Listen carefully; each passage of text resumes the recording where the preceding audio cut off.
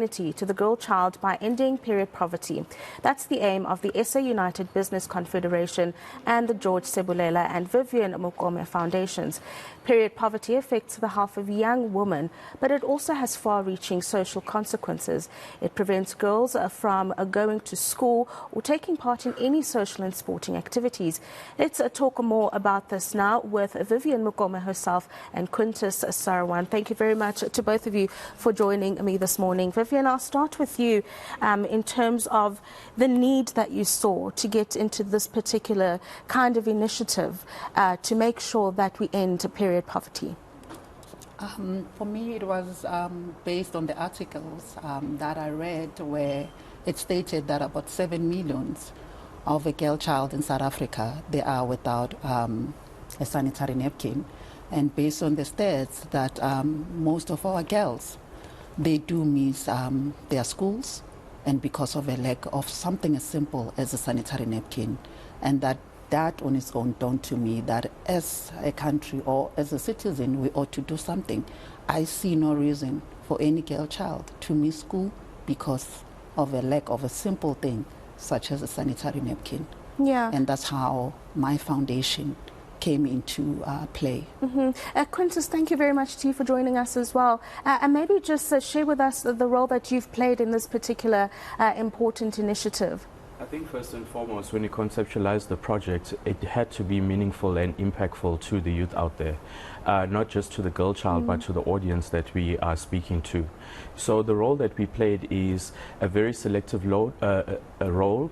It was solution-driven, and where we bring in the arts and culture part of it to the project itself. So when we do go out and we roll out to the necessary schools, we bring motivation, we bring inspiration, we bring legends, we bring celebrities that have made it from those communities itself. Yeah. And how has the support been, Vivian? Have you found that there have been various stakeholders, apart from the foundations that we've mentioned this morning, that want to come on board or have come on board to support projects of this nature? The support has been overwhelming, I must say, I must admit. There's lots of foundation and lots of stakeholders that came to the party when they saw what we have done. The initiative started actually 5 years ago. And the proper rollout, we did it last year in November in one of the schools in Gauteng. So after that first rollout, that's when we received lots of calls from different stakeholders. If you pay attention now to details, everyone is concerned about doing the right things, especially now. I mean, giving back to the community, everyone wants to be seen doing good. And that's the reason why we never struggled in terms of getting people coming to want to partner with us. What about government? Have you had any government-related stakeholders wanting to say, you know, we support this initiative and we want to be involved? We did. The city of Johannesburg, they came on board as well. They pledged their support. Department of Education at national and provincial level. The period poverty, it is a pandemic. It's something that is affecting everyone. It's not only affecting the Mokome Foundation, but everyone at large. And that's the reason why the support from the Department of Education and the city itself. Yeah. Yeah. Quintus, you said arts and cultures, part of the project, or part of the a component of the project that you use to motivate and to really encourage these young women that you are giving the sanitary towels to. And I'm just wondering, why arts and culture as opposed to sports or any other kind of activity that would interest the youth? I think also with sports, arts and culture, it unites the nation, irrespective of culture, irrespective of your environment you come from, irrespective of gender or sex or so forth. So the arts and culture element speaks to the youth of today.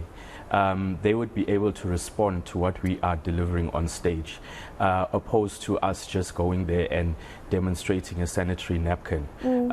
Bringing that element that speaks to influencers, celebrities from those communities who have made it, who they respond to. It was important for us to actually bring them on board so that our offering is tailor-made, it's solution-driven, and we are able to capture the audience over and above the sanitary napkin itself. So the likes of Lady Do performed at the last school last week Friday.